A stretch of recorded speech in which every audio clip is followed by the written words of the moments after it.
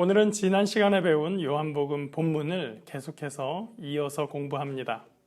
지난 시간의 내용은 제자들이 유대인들을 두려워하여 문을 잠그고 모여 있을 때 부활하신 예수님께서 그들 사이에 호련히 나타나셔서 평강을 선언하시고 제자들에게 사명을 부여하시는 장면에 관한 내용이었습니다. 오늘 본문에 등장하는 도마의 모습을 보고 역사적으로 교회는 의심 많은 도마라고 부르기를 주저하지 않았습니다. 제가 생각하기에 이런 평가를 도마가 듣는다면 매우 억울하다고 할 것 같습니다. 마침 교재의 서론 부분을 보시면 제 생각과 비슷한 취지로 이야기를 시작합니다. 도마 이야기 자세히 살펴보겠습니다. 도마에 대해 관심을 갖고 자세하게 설명한 책은 요한복음이 성경에서 유일합니다. 다른 복음서에서 도마는 12제자 명단으로 나열될 때만 등장하고 있습니다. 요한복음에서도 그다지 눈에 띄는 일은 없었다가 11장에서 베다니의 나사로가 죽었을 때 예수님이 나사로에게 가자라고 하자 도마가 우리도 주와 함께 죽으러 가자 라고 말했던 것을 특별히 기록하고 있습니다. 저는 이 장면에서 도마의 우직함과 충성스러움을 보게 됩니다. 14장에서도 도마는 주여 주께서 어디로 가시는지 우리가 알지 못하거늘 그 길을 어찌 알겠사옵니까? 라고 하면서 주의 길을 따르겠다는 의지를 여전히 보여주고 있습니다. 이런 것을 볼 때 도마가 다른 제자들에 비해 유난히 믿음이 적거나 유별나게 의심이 많다고 하는 교회의 생각이 적절한가라는 것에 대해 저는 오히려 의심하고 있는 것이죠. 12제자 중에 하나로서 디두모라 불리는 도마는 예수께서 오셨을 때에 함께 있지 아니한지라 다른 제자들이 그에게 이르되 우리가 주를 보았노라 하니 도마가 이르되 내가 그의 손에 못자국을 보며 내 손가락을 그 못자국에 넣으며 내 손을 그 옆구리에 넣어보지 않고는 믿지 아니하겠노라 하니라. 지난번 부활하신 예수님이 제자들에게 나타나셨을 때 하필이면 도마는 자리를 비운 바람에 예수님을 볼 수 없었습니다. 그가 돌아왔을 때 방에 있던 제자들이 격앙되어서 도마에게 예수님이 다시 살아나셨다고, 예수님이 다녀가셨다고 설명합니다. 우리가 도마 입장이라면 내가 나가 있는 동안 죽었던 선생님이 살아서 여기 다녀갔다는 말을 쉽게 믿을 수 있었을까요? 사실 다른 제자들도 자기들의 눈으로 보기 전까지는 다 믿지 못하고 있었습니다. 여인들이 빈 무덤을 봤다고 할 때도 누구는 천사의 말을 들었다 하기도 했고 또 막달라 마리아는 예수님과 대화했다고 말하기도 했습니다. 베드로도 달려가서 빈 무덤을 확인했다고 했습니다. 엠마오로 갔던 제자들도 돌아와서 자기들이 예수님과 식사까지 했다고 말했습니다. 그 많은 사건들에도 불구하고 전해 들은 말만으로는 아무도 그 말을 믿지 않았습니다. 그 방에 모여있던 사람들 중에 누구도 이보게들 벌써 5명 이상이 부활하신 선생님에 대해서 증언을 하고 있지 않은가? 우리 믿어봐야 되지 않겠어? 그렇게 말하는 사람은 없었습니다. 그러다가 예수님께서 그들의 모인 곳에 나타나셔서 예수님을 만나고 나서야 비로소 다른 제자들도 예수님의 부활을 인정했던 것입니다. 그때는 부활을 믿는 게 아니라 부활하신 예수님을 만난 것이 현실이었을 뿐입니다. 그 말을 전해 듣는 사람들에게는 믿음의 영역일 수밖에 없습니다. 도마 앞에 누구도 그 믿음의 영역에서 먼저 통과한 사람은 없었습니다. 모두가 믿지 못하고 있었고 도마도 그중 한 사람이었을 뿐입니다. 그런데 지금은 자기 하나 빼놓고 다들 예수님을 봤다고 합니다. 아니, 이 사람들이 단체로 자기를 속여먹나 생각했을지도 모릅니다. 전부 다 귀신에 홀린 거 아니야? 라고 생각했을지도 모릅니다. 도마는 내가 그 손과 옆구리에 손을 넣지 않으면 나는 절대로 믿을 수가 없어 라고 소리칩니다. 이 말은 그 손과 옆구리를 만져보면 믿겠다라는 말이 아니라 너희들 하는 말 나는 절대로 못 믿겠다, 단 한마디도 믿지 못하겠다라는 말을 거꾸로 강조하고 있는 말입니다. 도마는 합리적인 사람입니다. 합리적이라는 것은 보통의 이성을 가진 사람들이 공감할 수 있는 근거와 논리를 가지고 있다는 뜻입니다. 오늘날은 합리주의가 지배하고 있습니다. 오늘날 재판에서도 증거가 필요합니다. 재판정에서의 증언은 그 증언을 뒷받침할 수 있는 증거가 있어야 합니다. 그렇지 않으면 정황 증거밖에 되지 않고 우리 법정에서는 정황 증거를 판결을 위한 결정적인 증거로 사용하지 않고 있습니다. 그렇게 따지면 증거를 요구한 도마는 어쩌면 현대인들과 매우 접촉점이 큰 사람입니다. 우리 중에도 도마와 같은 입장을 가진 사람들이 많다는 뜻이죠. 우리도 그 현장에 있었다면 도마처럼 말하지 않았을까요? 바꿔 말하면 현대인들이 과거보다 더 합리적이고 더 똑똑해졌는지는 모르지만 믿음에 있어서는 더 불안하고 부족하다고 할 수 있습니다. 우리가 도마 개인의 입장을 이해 못한다는 게 아니라 명백히 예수님이 부활하셔서 버젓이 활동하고 있는 것을 우리는 본문을 통해서 알고 있는데 도마 혼자서 모르고 있으니 우리는 답답하고 무지하다고 생각하는 것입니다. 의심 많은 도마라는 이름은 우리가 본문을 보아 결과를 이미 알고 있기 때문에 붙여줬던 이름이었던 것입니다. 여드레를 지나서 제자들이 다시 집안에 있을 때에 도마도 함께 있고 문들이 닫혔는데 예수께서 오사 가운데 서서 이르시되 너희에게 평강이 있을지어다 하시고 도마에게 이르시되 내 손가락을 이리 내밀어 내 손을 보고 내 손을 내밀어 내 옆구리에 넣어보라. 그리하여 믿음 없는 자가 되지 말고 믿는 자가 되라. 여기 여드레가 지났다고 하는데 당시 날짜 세는 습관으로 계산하면 당일을 포함해서 8일째가 됩니다.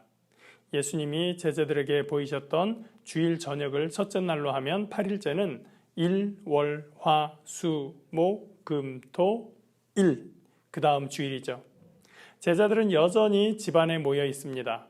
문도 닫혀 있고 이번에는 도마도 집에 있었습니다. 우리는 본문을 읽어서 알고 있지만 지금 모여 있는 제자들은 예수님이 오늘 저녁에도 오실 거야 기대하고 있지 않은 상태였겠죠.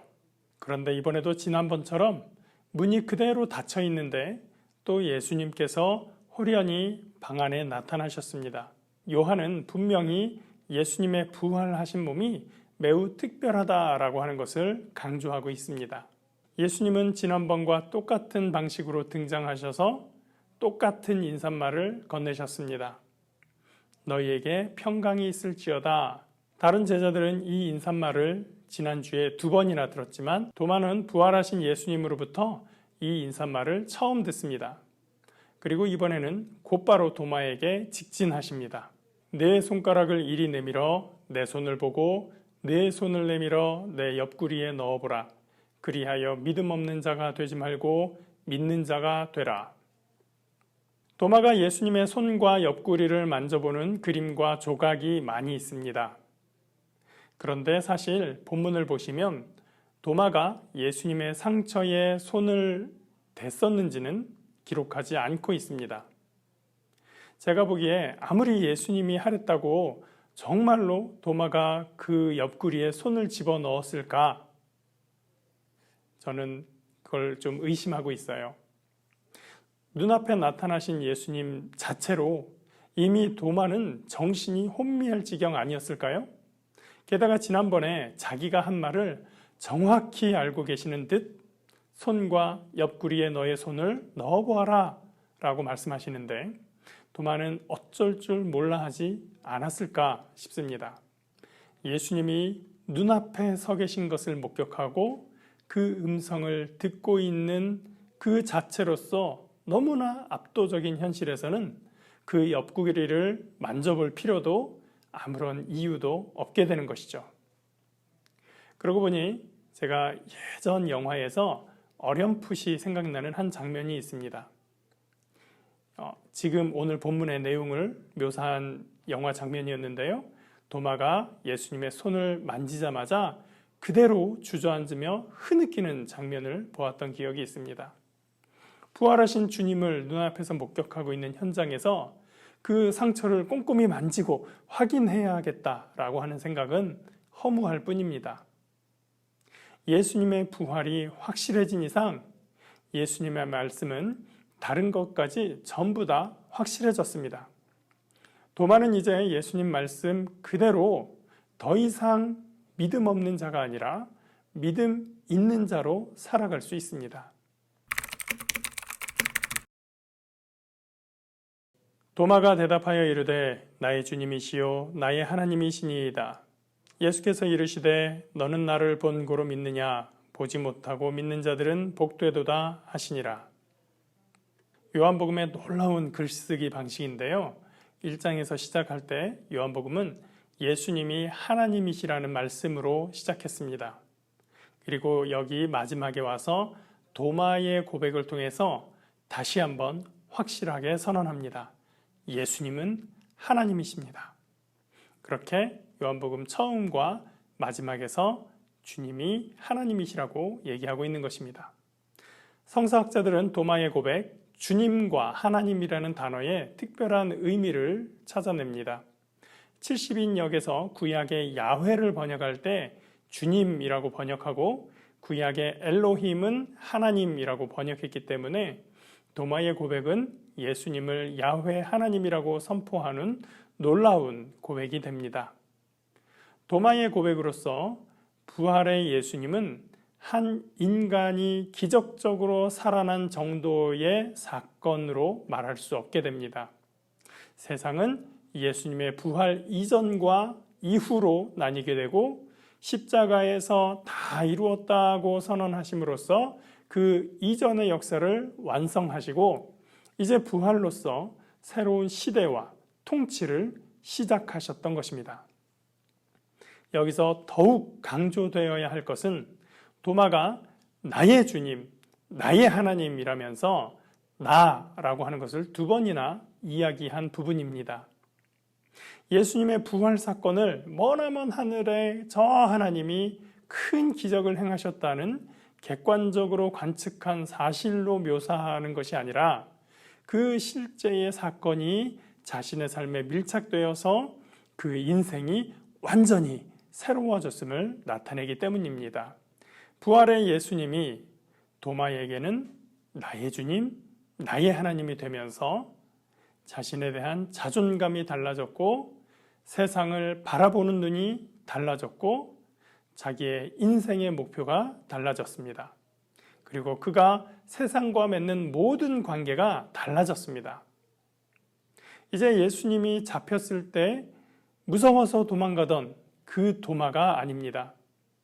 빈 무덤의 소식을 듣고도 믿지 못하던 도마, 과거의 도마가 아닙니다. 11장에서 자신이 말했듯이 나를 바쳐서 주와 함께 죽으러도 갈 수 있게 된 사람이 도마였던 것입니다. 14장에서 말한 것처럼 주의 길을 따라갈 수도 있게 되었습니다. 실제로 도마는 인도까지 가서 복음을 전파하다 거기서 순교한 것으로 전해지고 있죠. 그때 주님께서 도마에게 한마디를 더 하십니다. 나를 본고로 믿느냐? 보지 못하고 믿는 자들은 복되도다. 이 말씀은 예수님께서 이후에 도마처럼 똑같이 질문할 사람들을 대상으로 하신 말씀이 분명합니다. 도마는 예수님을 보고 나서 믿었지만 예수님이 승천하신 후에는 더 이상 예수님을 본고로 믿을 수는 없습니다. 보지 못하고도 믿을 많은 사람들에게 주님께서 말씀하신 것입니다. 그들이 더욱 복되도다. 보지 못하였으나 믿는 것. 이것은 이 시대 우리의 과제입니다. 사실 믿음이란 보지 못했기 때문에 갖는 것입니다. 보고 만지고 경험한 다음에는 믿는 게 아니라 그냥 체험한 것이죠. 그냥 알고 있는 것이에요. 내가 직접 경험하지 않았음에도 그것을 인정하는 것이 믿음입니다. 주님은 우리를 그러한 믿음으로 초대하셨고 믿음을 가진 우리는 그 초대에 응답하고 있는 것입니다. 의심의 해결책은 믿음을 가지라고 하신 예수님의 명령에 주목하는 것입니다. 이런 믿음은 맹목적인 신앙이 아닙니다. 오히려 실제에 근거합니다. 도마는 부활하신 왕을 만나는 복을 받았습니다. 그는 부활하셔서 영광스럽게 빛나는 예수님의 몸도 자기 백성을 향한 그리스도의 변함없는 사랑의 흔적인 손의 못자국도 보았습니다. 복음서에 표현된 제자들의 모습은 어떻게 보면 예수님에 대해 무지하고 믿음이 부족하고 매우 인간적으로 보입니다. 사실 그 모습은 오늘 우리의 모습일 수 있습니다. 우리는 합리성을 초월하여 세상을 다스리시는 하나님의 은혜와 사랑을 믿습니다. 그 은혜로 도마의 전 인격이 새롭게 변화되었던 것처럼 우리도 부활하신 예수 그리스도를 만남으로써 세상의 누구와도 다른 창조적 존재가 되었습니다. 주님이 불어넣어 주시는 성령으로 인하여 변화된 삶, 새로운 존재로 세상에 복음을 증거하는 주의 제자로 우뚝 서게 되기를 주의 이름으로 축복합니다.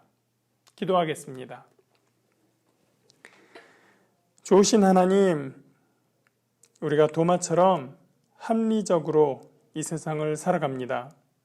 그리고 그 합리성을 우리의 믿음에 적용하려고 할 때도 많이 있습니다.